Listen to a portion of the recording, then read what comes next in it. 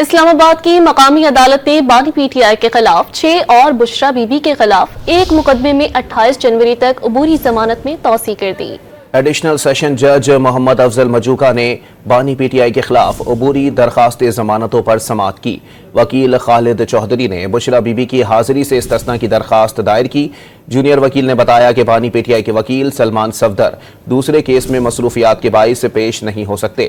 عدالت نے بانی پی ٹی آئی اور بشرا بی بی کی عبوری ضمانتوں پر سماعت 28 جنوری تک ملتوی کر دی۔